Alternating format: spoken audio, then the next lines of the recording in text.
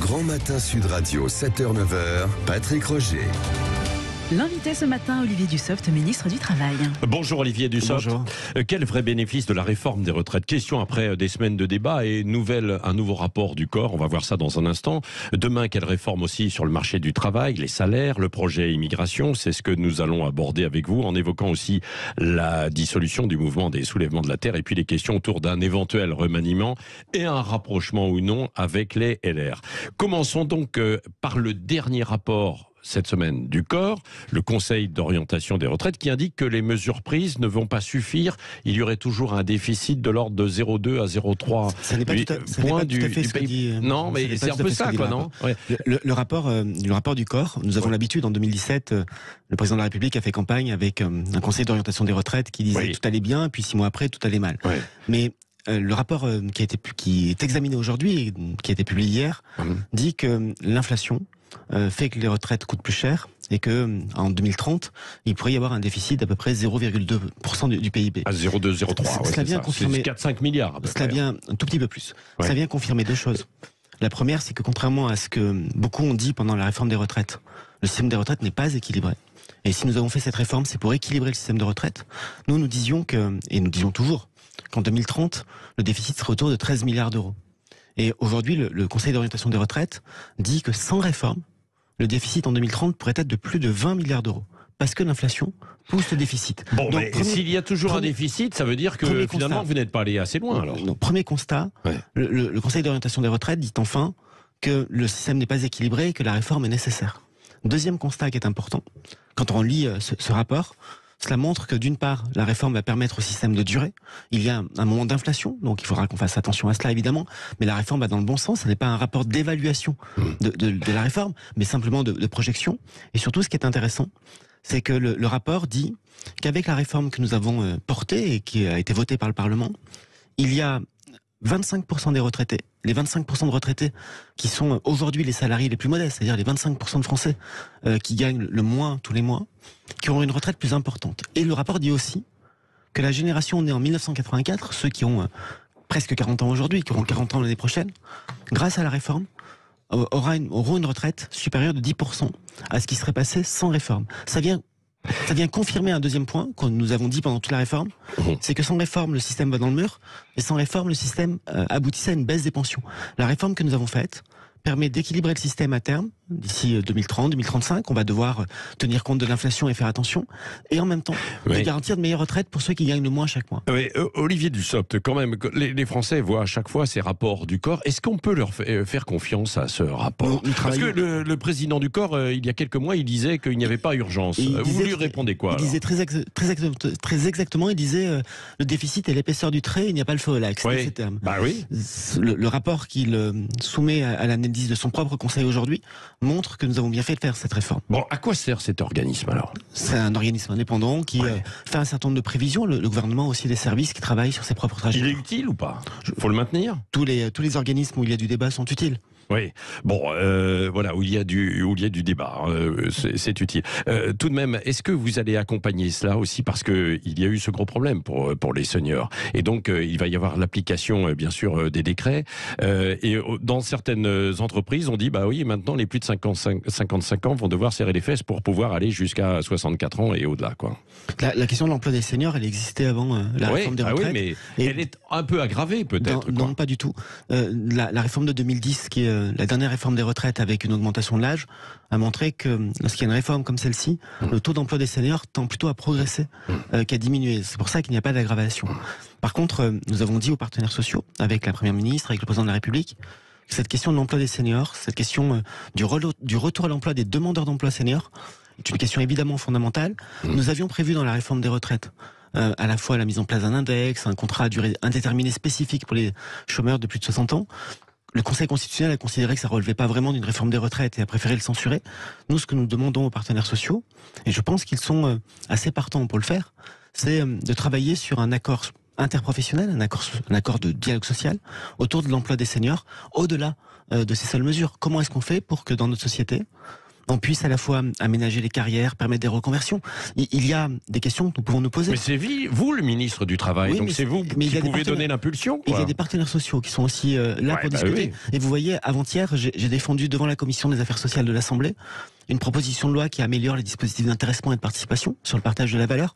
C'est une proposition de loi qui s'appuie sur un accord passé entre les organisations patronales et 4 des 5 organisations syndicales, puisque la CGT n'a pas voulu le signer. Donc on fait aussi confiance à ce dialogue-là. Et c'est à eux de travailler. Nous, on le fera avec eux, évidemment, pour trouver des solutions à l'emploi des seniors.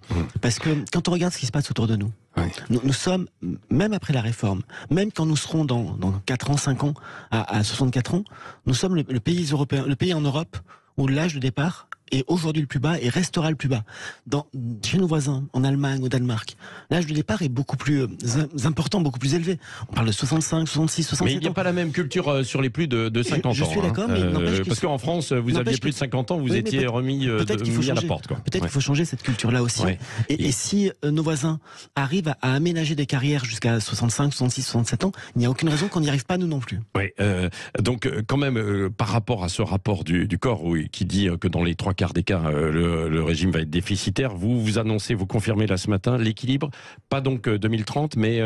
L'équilibre viendra un peu après. 2035 entre le moment où nous avons monté la réforme et aujourd'hui, il se passe un phénomène que tout le monde peut constater qui s'appelle l'inflation, que nous n'avons jamais connu à un niveau comme cela depuis le début des années 80.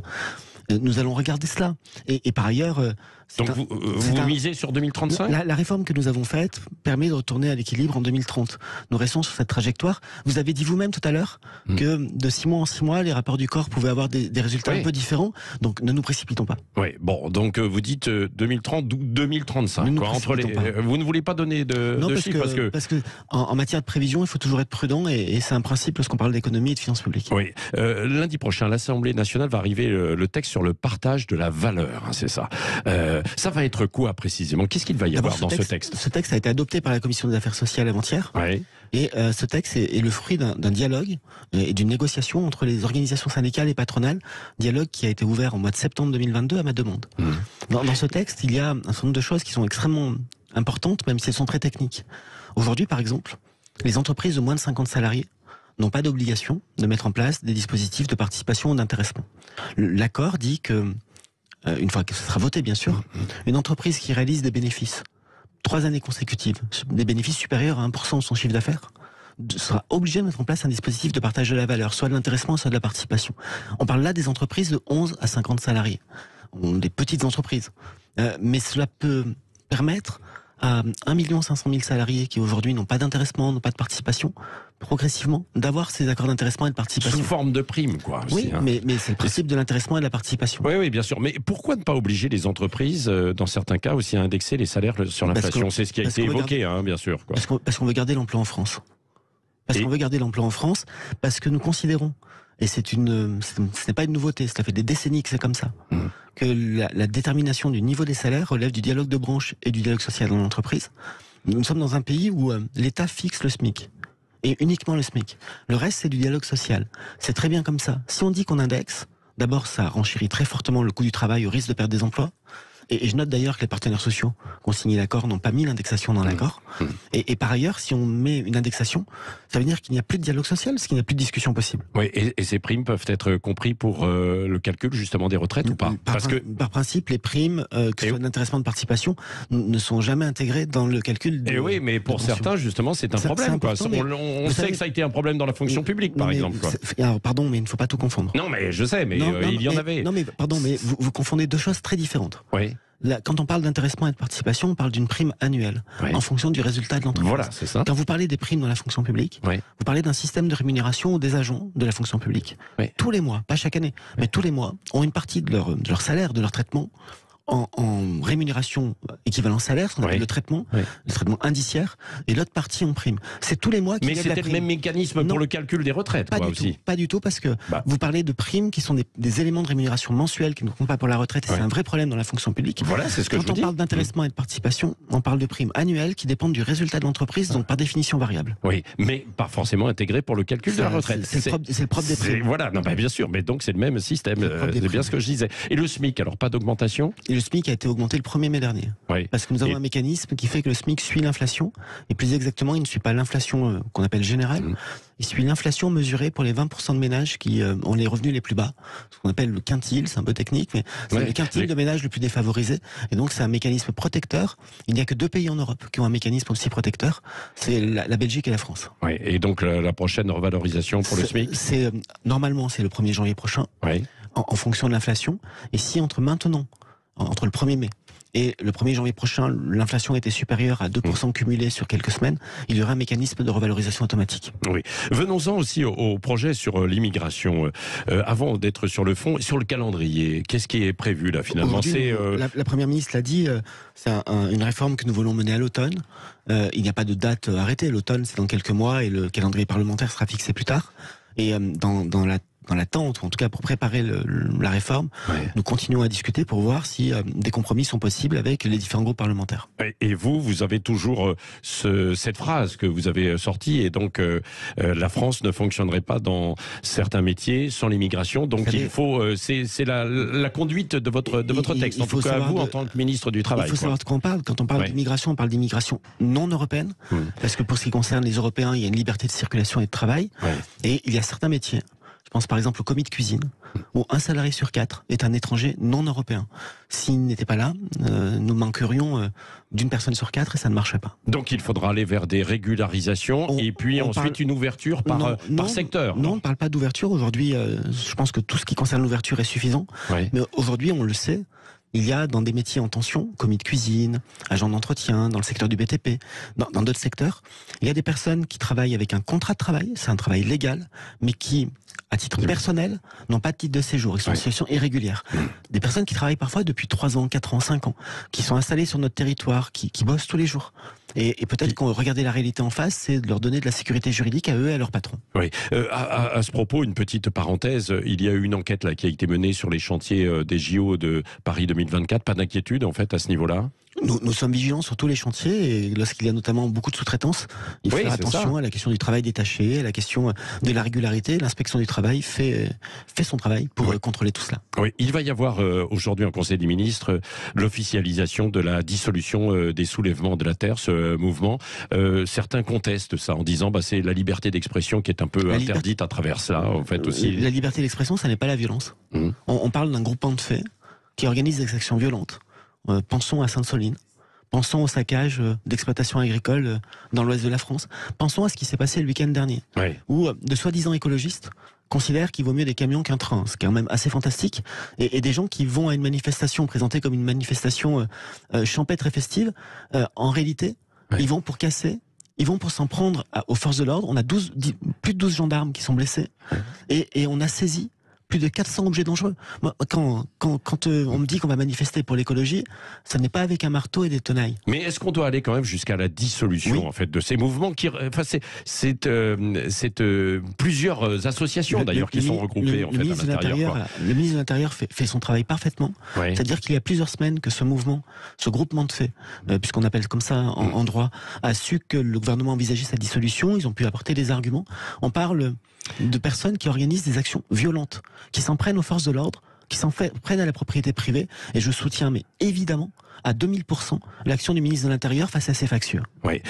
Une question plus politique. On dit qu'il y a une pression là actuellement via les LR, quoi, et puis un accord de gouvernement qui serait recherché avec eux, notamment sur les questions d'immigration. Vous regardez véritablement ça et vous dites qu'il faut peut-être ouvrir les choses vers les LR pour faire passer les textes ou pas? Comme membre du gouvernement et pour avoir porté plusieurs textes depuis le début de ce second quinquennat, j'ai porté une partie de la réforme du pouvoir d'achat au mois de juillet 2022, la réforme de l'assurance chômage en décembre, la réforme des retraites. Je suis prêt à travailler avec tous les groupes et à travailler avec toutes celles et ceux qui veulent faire avancer les choses. Si au sein du groupe LR, certains veulent avancer, c'est tant mieux. Si dans d'autres groupes, certains veulent avancer dans l'intérêt du pays, c'est tant mieux. Et je pense qu'il faut faire preuve d'ouverture, parce que c'est avec l'ouverture qu'on arrive à construire des majorités. Vous savez, on dit souvent que le gouvernement aurait des difficultés à faire passer ces lois parce que nous n'avons une majorité que relative. Bah oui, ce qui est vrai. 55 textes votés en un an, 3 seulement ont fait l'objet d'un 49.3. Les 52 autres ont été votés avec des majorités. Oui, mais il y a eu quand même, évidemment, sur des textes fondamentaux, la difficulté d'avoir une majorité, Olivier Dussopt. Et ce sera peut-être la même chose sur l'immigration. Quand on présente un budget ou une réforme comme les retraites, c'est normal qu'il y ait des difficultés, notamment dans un contexte de majorité relative. Mais je le répète, 55 textes, 3 seulement ont fait l'objet de 49.3, les autres ont été adoptés avec une majorité. Oui, bon, Olivier Dussopt, vous venez des rangs de la gauche. Oui. Ça ne vous embête pas donc de travailler avec des LR qui vont mettre un petit peu la pression, bien sûr. Il y a une surenchère autour de l'immigration. Ça m'embête de travailler avec personne. Oui. Toutes celles et ceux qui veulent avancer et qui se retrouvent autour des projets que nous portons sont les bienvenus. Oui. Est-ce qu'il va y avoir un remaniement là ? C'est une question qu'il faut poser au président de la République. Non, mais vous êtes vous-même aussi concerné, parce que dans le gouvernement... La Constitution dit que les membres du gouvernement sont nommés par le président de la République sur proposition du Premier ministre. Oui. Je ne suis ni l'un ni l'autre et je ne commande pas les rumeurs. Bon, est-ce qu'il y a un risque de 49.3 de nouveau sur l'immigration ? Nous verrons quand le texte sera présenté. Ce n'est pas avant l'automne, donc chaque chose en son temps. Merci Olivier Dussopt, ministre du Travail, du Plein Emploi et de l'Insertion, qui était l'invité ce matin de Sud Radio.